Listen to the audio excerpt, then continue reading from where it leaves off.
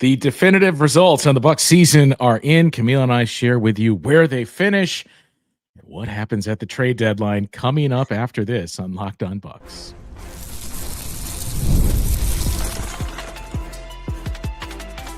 You are Locked On Bucs, your daily Milwaukee Bucks podcast, part of the Locked On Podcast Network, your team every day.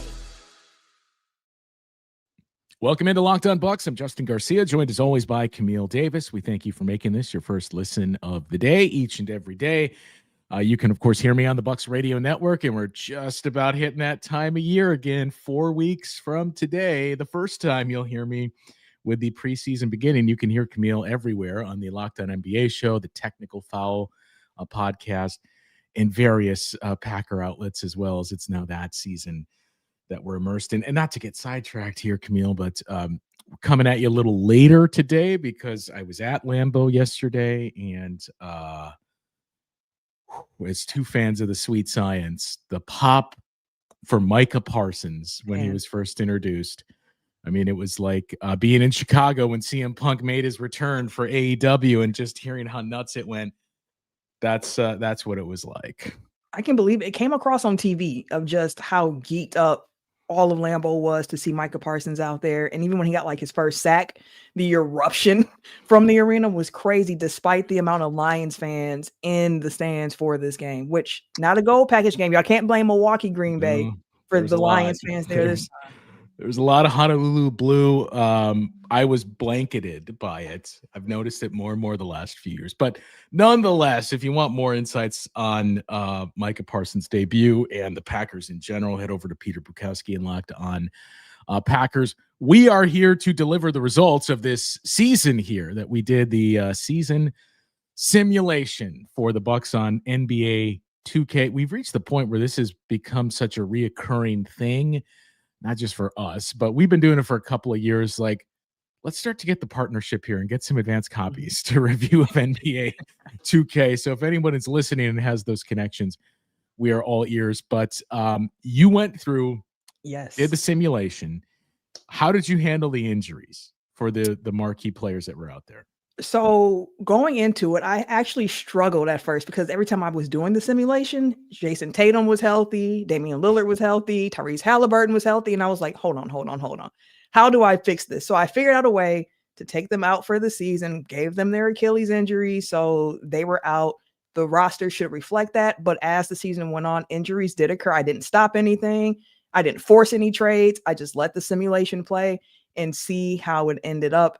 And, an interesting season, one that I think a lot of Bucs fans would be like, could live with if things broke this way, but not necessarily everything Bucs fans might have wanted. So are you ready, Justin, to see how this season unfolds according to NBA 2K?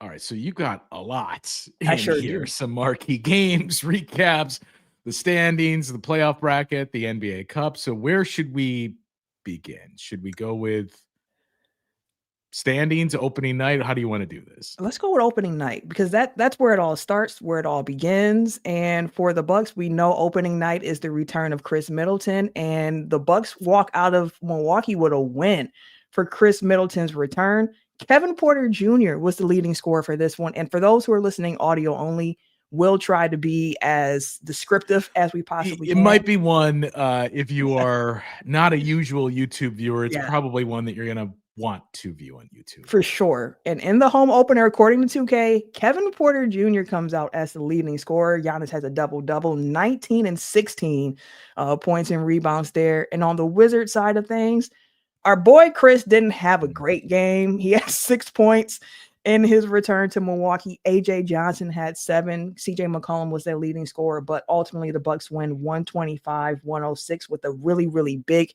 fourth quarter to close that one out.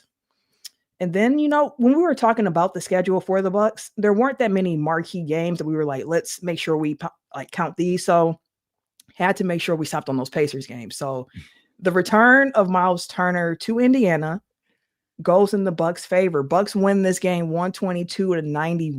Giannis goes off for 34 points, 16 rebounds, 5 assists, and a block. Super efficient. Only missed one shot. Kevin Porter Jr., that second leading scorer for the Bucks in this one too, with 20 points. Myles Turner, though, in his return to Indiana, 7 points, 7 rebounds, 2 assists, 2 steals, 3 blocks, 3 of 7 from the field. So not the most efficient day for Myles Turner there, but a win for the Bucks ultimately there. And Justin, just your quick reaction to if the season opens, Bucks get their home opener, they get the Pacers in Indiana, but they do not have NBA Cup luck the way that they have in seasons past. According to this simulation, the Bucks finished 2-2 in group play, and for the first time since this cup has been a thing, the Bucks did not make it to Vegas. Instead, come Vegas, you have the Timberwolves and the Knicks competing for the NBA Cup, with the Timberwolves coming out on top and Julius Randle being the NBA Cup MVP, averaging 24 points, 8 rebounds, about 3.6 assists in the steal. Shot the 3 ball terribly, 29%, but still got that MVP for the NBA Cup. So according to NBA 2K, the Bucks do not repeat as an NBA Cup champ. They don't even make it to Vegas, but they do start the season off with wins against the Wizards to open the season at home. They do beat the Pacers, and then they don't advance in the NBA Cup. So how heartbroken are you, Justin, that 2K doesn't see the Bucks being able to defend that NBA Cup title? Yeah, it's I'm mostly heartbroken for Darvin Ham because individually he's had the most success in the cup, and also for the aesthetics of Fiserv Forum to not continue to add to the NBA Cup banner. Like, that's the biggest hang up that I have with those results. But otherwise, it seems in line with what we've seen for the cup, where you have like 2 teams nobody would be surprised to see in the quarterfinals, and then 2 teams that are like, wow, the Heat and Sixers snuck in here now. Like Cavs and Knicks, sure, we can see those teams being the better ones in their group, but yeah, like, wow, Philly and Miami, interesting. And same with the West, where I think Dallas is still like such an enigma that we don't really know what to expect. New Orleans, a total shock. Yeah. But Minnesota and San Antonio, I think there's a lot of hype buying in on San Antonio. Yeah, I would definitely agree with that. And when you get to the trade deadline, Justin, the Bucks actually did make a trade this deadline here. And when you get to the trade deadline, first, I think it's important to just take a look at the standings here. I see that's the Western Conference right there, with the Dallas Mavericks running away with things in the West at a 41-11 record come playoff time, or come trade deadline there. For some reason, I am not seeing my trade deadline one for the Bucks, but I will say this: the Bucks were 5th in the East at that time, and they did make a trade. Kyle Kuzma gone at the trade deadline, along with Chris Livingston. It was Kyle Kuzma and Chris Livingston traded to the Grizzlies for Scottie Pippen Jr. and KCP. How would you feel if the Bucks actually made that trade? Maybe we talk about that in the next segment, but that is the trade in NBA 2K that the Milwaukee Bucks made, trading Kyle Kuzma and your boy Chris Livingston to the Memphis Grizzlies for Scottie Pippen Jr.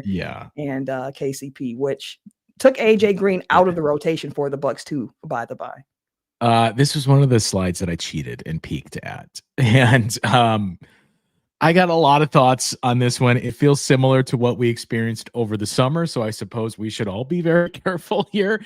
But we do have the standings at the All-Star break, which is a week after the deadline, and there you can see the Bucks.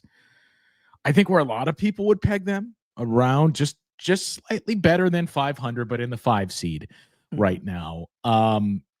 That will change throughout the course of this sim that we'll get to in the upcoming segment here. And then also that trade of the Bucks bringing in a name that has been kicked around quite a bit by Bucks fans, especially this offseason, in Scottie Pippen Jr. And then a lesser extent, KCP is basically a salary filler. So we'll get into that conversation about the trade and see the rest of the results for the simulation coming up after this on Locked On Bucks. Time now to talk to you about our friends over at FanDuel. The NFL season is here, and FanDuel is making sure you're ready for kickoff with a can't-miss offer. Right now, new customers can bet just $5, and if your bet wins, you'll get $300 in bonus bets to use across the app. You'll love using FanDuel because it fits however you like to bet. If it's player props, building same-game parlays, or even jumping in live as the action's unfolding, makes every game more exciting, whether you're watching your team or you're just keeping an eye on your fantasy lineup. And it's quick, easy, and the best way to add a little more energy to your Sundays. So are you ready to play? If so, download the FanDuel app now by visiting FanDuel.com to get started. That's FanDuel.com to place your first $5 bet and get started on the action. All right. Scottie Pippen Jr.'s name has come up a lot this offseason. I don't see the impetus for the Memphis Grizzlies to make that trade. So yeah, let's just start there. Does it include any other capital, like draft picks or anything? No, it was a straight up player but trade. Like 2K can do that. 2K can do that. Yep. Okay, it makes even less sense. Here's where I said, let's be careful. I don't think there's a realistic chance of that happening in the Memphis Grizzlies #1 shopping and trading Scottie Pippen Jr., especially if that is the return they get. But I'm sure there are many that are out there right now watching this and either yelling at their phone and podcasting device or leaving a comment in YouTube as we speak. We said the same thing about Myles Turner. You guys laughed at us and look what happened. So that's where I'm a little torn. Yeah, it was, and it's one of those trades to a trade deadline where it wasn't a really busy trade deadline like in NBA 2K, but the Bucks were active in it, so to speak, with this one move there. And ultimately, it was a move that had some benefits for the squad. Before we get to how the rest of the season shook out, just in case people are curious, All-Star, Giannis, of course, was an All-Star. He was the leading vote getter for the Eastern Conference. Not the leading in the league, though. Nikola Jokic was the leading vote getter for the league. Yeah. I would have guessed Wemby. I know, right? But 2K said it's Jokic's world.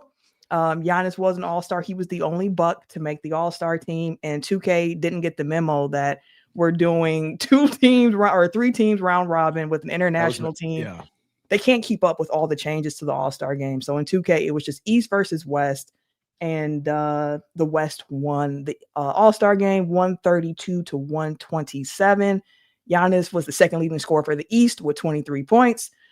Some other All-Stars there with them: Cade Cunningham, Karl-Anthony Towns, Trae Young, Donovan Mitchell, Jalen Brunson, Porzingis, Paolo Banchero, Jaylen Brown, LaMelo Ball, Pascal Siakam, and Scotty Barnes rounded out the Eastern Conference All-Star team.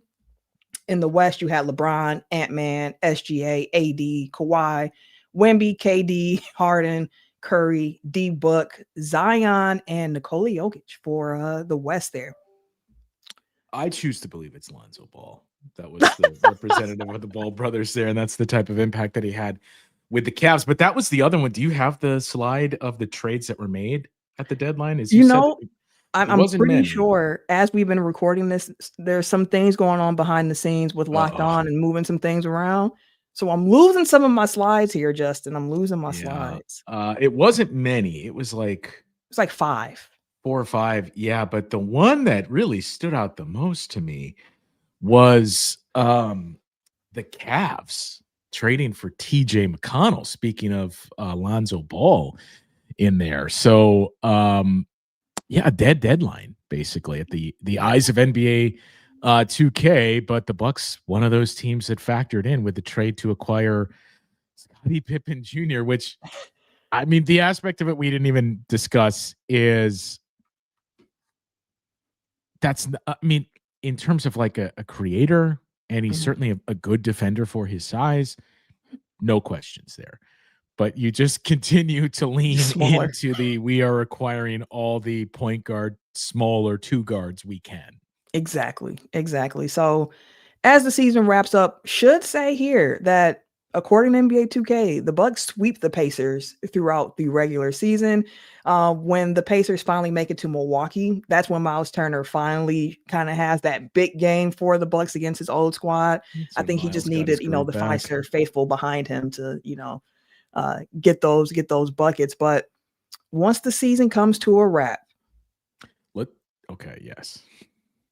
the Knicks walk out of the East with that 1 seed, but the Milwaukee Bucks, your 3 seed in the East, according to NBA 2K26, with the Knicks, Cavs, Bucks, Hawks, Magic, and Raptors rounding out your top 6, with the 76ers, the Bulls, the Celtics, and the Pistons as your play-in teams. The Pacers, Heat, Hornets, Nets, and Wizards completely missed the playoffs according to 2K, and the Wizards win 7 games this season, according to 2K, which is the worst record in the entire NBA. But Justin, when you take a look at the standings with the Bucks finishing top 3 in the East according to 2K, what are your thoughts on that? I mean, there isn't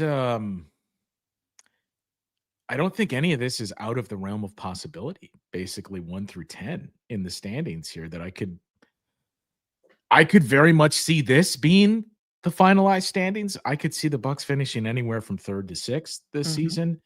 I'm more surprised at anything than the Knicks winning 64 games. I think number 2 is right where I would have, and in the mid 50s, Cleveland, that I just think they're probably going to have to experiment with some things. And I don't know if it's rest so much as just like playoffs are all that matter for a team that's in our spot. So like that part I'm not surprised by. I do wonder if are the Knicks just the team that's going to blow people away and say, all right, it's our turn to be the number 1 seed, because it seems like it's always a new team every year that you get it. And you're like, regular season, that was cool and all, but like, let's try for the playoffs. So yeah, I expected at least one, like, what? Like, you have that team there. I mean, Philly, where we had them at about 500, they're one of the more enigmatic teams out there too, that I think we all assume Joel Embiid's going to play like 40 games, if that even. And like, what's he going to look like in those games? What is Paul George going to look like? Are they too small with their backcourt too? But there's certainly talent. The Magic, a total wild card that everybody bought into. I don't mean in a bad way, but bought into the hype and saw that Desmond Bane move, like, here comes this team. But I mean, what if they're not healthy again? And what if guys don't take the proper step forward? That it's a lot of guys outside of Desmond Bane that haven't done it at that level. So they're similar to the Bucks in a better way for them, that I could really see them finishing anywhere from honestly 1 through like 4 or 5 in the East this season.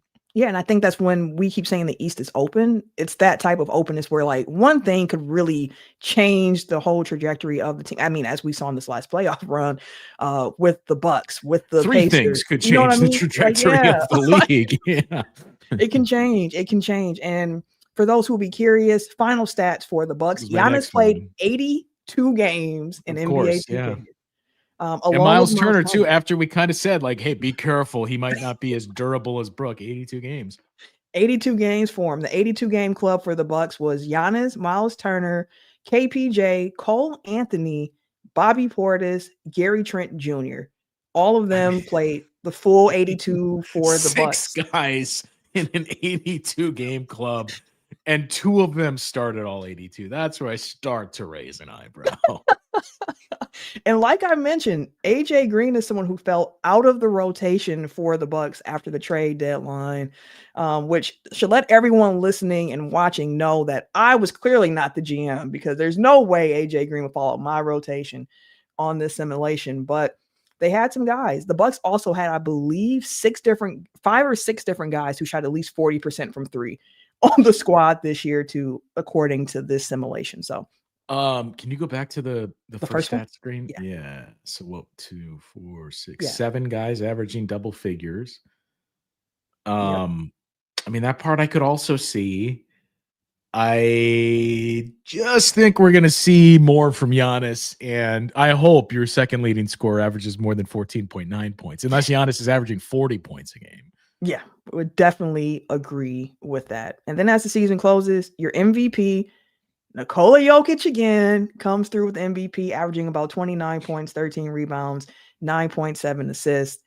shot 58.8% from the field, 41.4 from three.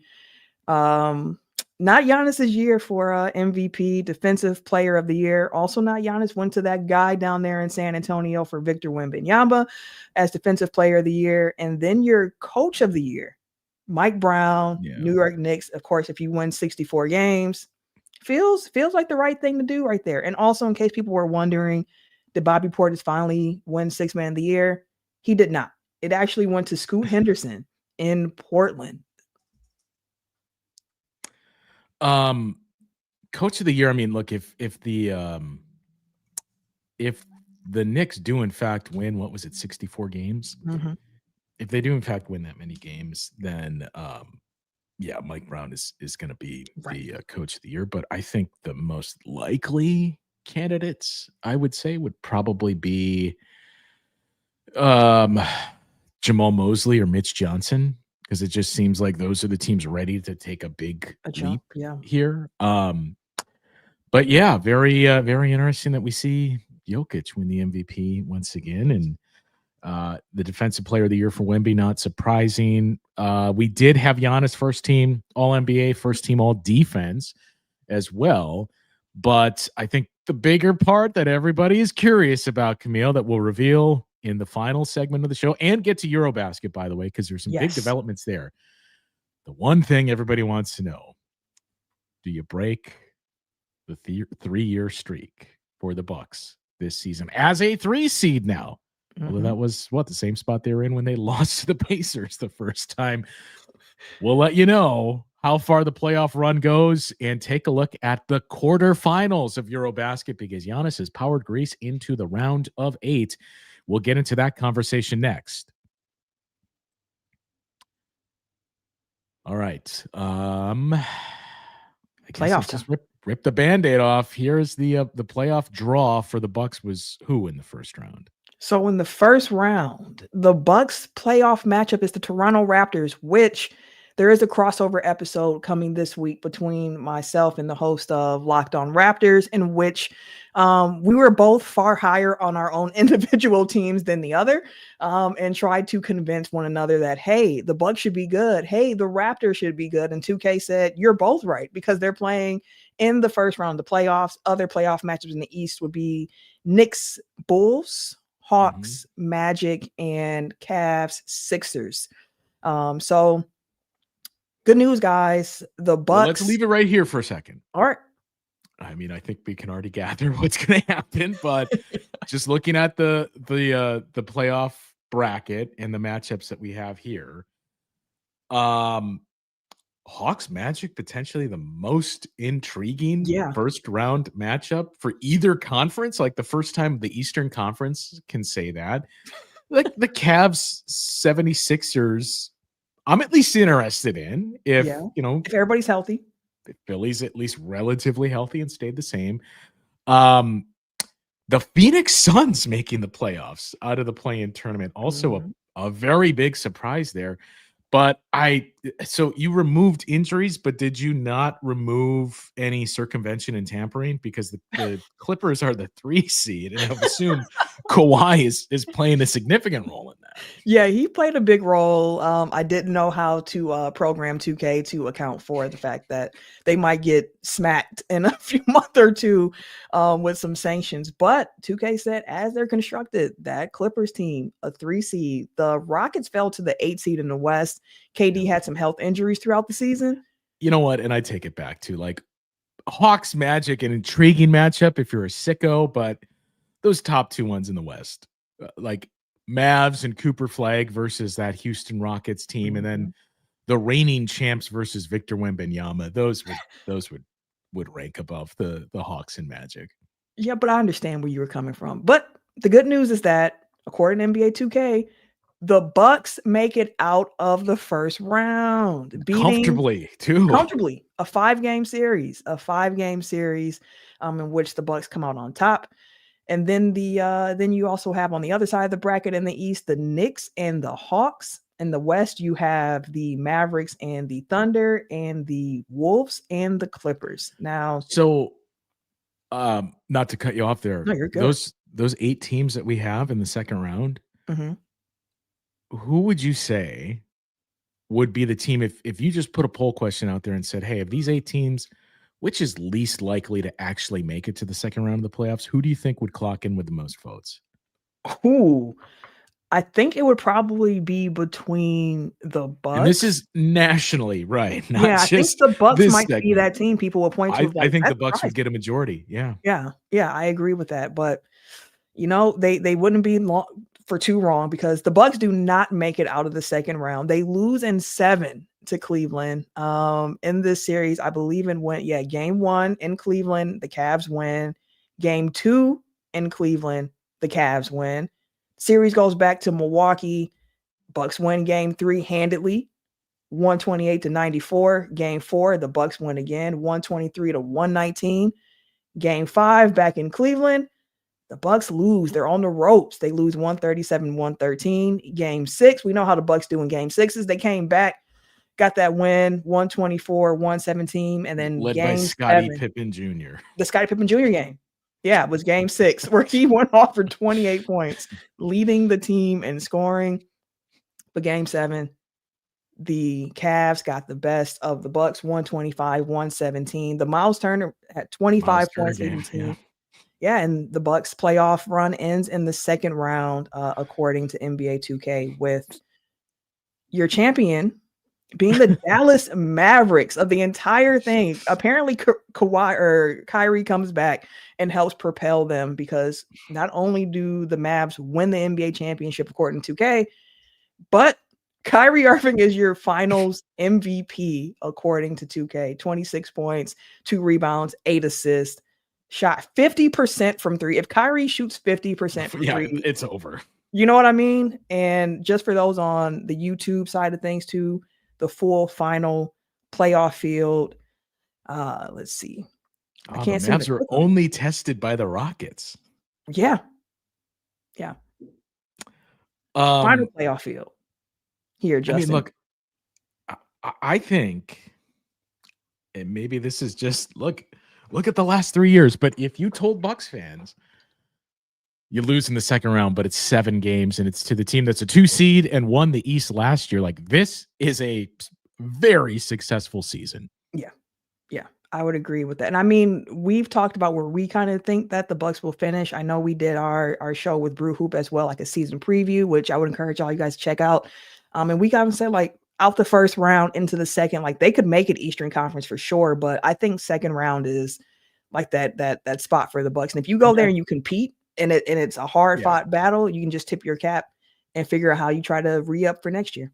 And that was on our survey, the majority of everybody that engaged with it said the expectation is the Bucks reach the second round this season. So you hit that expectation, but you took the Cavs to 7 games and it, viewing the box scores in many ways kind of reminded you of the Bucks Nets series, only ultimately didn't take game 7 there. So successful season, we'll say. Yeah.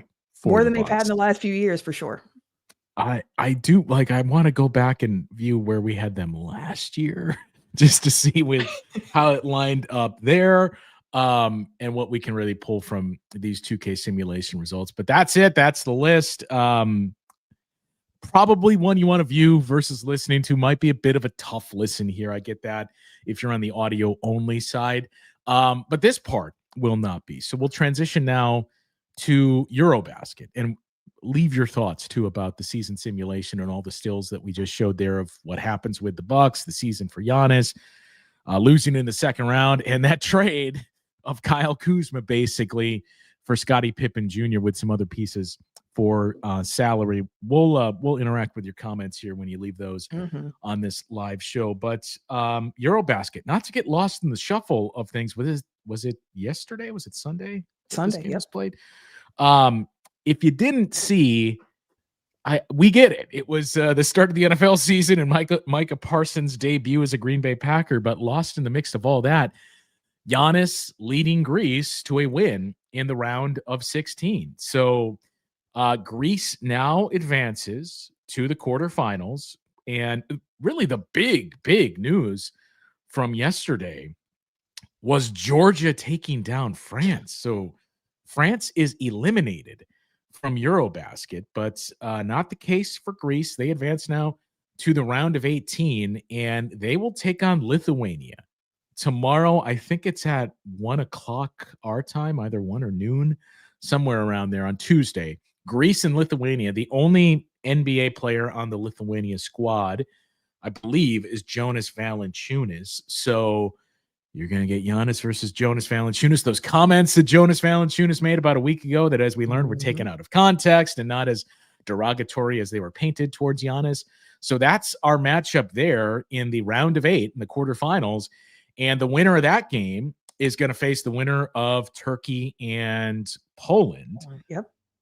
I would assume it's going to be Turkey winning that game, given the NBA talent that is on the Turkish national team. You got Omer Yurtseven of the Miami Heat, Alperen Şengün, I should have mentioned first, Cedi Osman, Furkan Korkmaz, the longtime constantly requesting a trade from the Philadelphia 76ers. And then the one that you and I were trying to figure out before we started recording here, Shane Larkin. And if the name sounds familiar, it's because, yes, it is the same Shane Larkin that played for the University of Miami. I think he was drafted by the Mavs too, I want to say. Yeah. His dad is Barry Larkin. You may recall Barry Larkin, the shortstop for the Reds, and think, Barry Larkin was Turkish? No, but Shane Larkin started playing in Turkey in, I believe, 2018, has been an MVP in the Turkish league, and said, I view Turkey as more of a home. So he's got citizenship and he is on the Turkish national team. So I would assume Turkey will win that game, but I would have also assumed France would have beaten Georgia, that juggernaut Georgia team led by our boy Sandro Mamukelashvili. So one of those two teams, if the Bucks can win their matchup with Lithuania tomorrow. Greece can win. We know what you meant. I mean, it's Giannis and Thanasis, so might as well call it the Bucks. I mean, one last thing I'll say with that, because I'm definitely looking forward to the game. Giannis versus Israel. 37 points and not to gloss over. Like, I'm glad you brought it up. Like, I mentioned Giannis was dominant and we didn't even give the stats. Like, it's 37 points in 29 minutes. He was 78% from the field. And if he didn't take 2 threes and miss them both, it would have been an even better percentage from the field for Giannis. Just dominant. 10 rebounds for him. Look, how many assists did he have in this one? I think he only had 1 assist in this one. But listen, when you're scoring 37 and you're playing at an efficient level the way that he was, like, it's hard to stop. And when you actually see the clips and the highlights of it, I hear James Harden in my head a lot of going like, oh, run and dunk, man. I wish I was 7 feet tall. It don't take no, like, the bag for Giannis. I think that the conversation, I've said it before, I'll say it again, and I'll say it again after this too, but the conversation on Giannis's bag is so misjudged. Like, the touch he has around the rim. He had a play against Israel where he was looking like he's going to go dunk, but he kind of always has his arm out, keeping it away from the defender. And before he could actually bring it back up, he was kind of pushed out the air. He flips it up at the rim, still gets the bucket. Like, this man's touch around the rim, in addition to the speed that he can play at, the handle, the passing, the vision, the rebounding, like, it is just amazing watching Giannis play basketball. Yeah, and what I think you mentioned it, 86% on twos for Giannis in this game. And, you know, it reminds you, I think that's the exact stat line in terms of efficiency. I'll tie this together in a second, Camille, that he had against the Blazers. What was that, 4 years ago? Remember that game where he appeared to tweak his knee in warmups? Oh, yeah. And we assumed he's not going to play. In Portland. He did. And I think he was 18 of 21 from the floor in that game and had like 41 points or something. I mentioned that game because a current member of the Blazers is who he faced off against in the win over Israel in Denny Avdia. And my hope is, just as we learned after the fact, Giannis was quietly, softly recruiting Myles Turner during free agency. Can you please do the same to Denny Avdia? And that's the missing piece when we talk about finding that 3 and that bigger wing that can hold up defensively. Yeah, I know that's right. And Denny Avdia is someone who also pushes the pace. Like he can play really fast in transition. He is a bucket. Somebody like I'm glad he's in Portland now with what the Wizards have going on with just so many different young guys. Not unlike Portland doesn't have a bunch of young guys too, but they seem to be like a step ahead of where the Wizards currently are in their rebuild of finding guys and pieces and having the right bets around. Well, I mean, you know what? At least two, maybe arguably 3. A 7-footer taking a step versus somebody that's 5'5" taking a step is that step difference in where those two teams are in their rebuild. Did we talk about this before either when we mentioned the recruiting? I don't remember if I was told this off the record or not, but I'll just say I'm surprised Myles Turner coming to the Bucks didn't leak earlier because of logistical reasons. When you think about moving cities, I got to find a place to live. And apparently Myles Turner had moved prior to free agency. I see that. Because he had to work out his Legos and transporting them. So he found a place, bought it, and moved to Milwaukee before free agency began. That you learn that and you just think, wow, how was there not like even a Reddit thread of like, my wife works in real estate and she just sold a house to Myles Turner. So that to me was even more stunning than Myles Turner signing with the Bucks. They kept that close to the vest, because even I heard like rumblings before, like one of Giannis's contracts and like Bud's getting the house built right now. So like right now, there were just so much like just conjecture around what's going on in personal life and what that could mean for the actual team. So to your point about the fact that didn't hear a word, didn't see a Reddit post, not a tweet from an account where you're like, who is this? Like no one. Like, this guy's got 6 followers. I don't believe this. And then like 2 weeks later, like, oh, son of a. Saw nothing about it. You mentioned too, we did the season preview with Brew Hoop that has been released, correct? It's out there now, I think. So be sure to check that out. And then I am not sure the release date. I think it's going to be Wednesday. But we will be joining Marcus and Chris on the Here District this week or next week, depending on when they roll that out. So that'll be an upcoming show. I think they want to start to spotlight other podcasts. So you'll probably see some other usuals out there as well. But Camille and I will be hopping on there with them to discuss, I believe, our thoughts on the season and everything else with those two and catch up with Chris once again.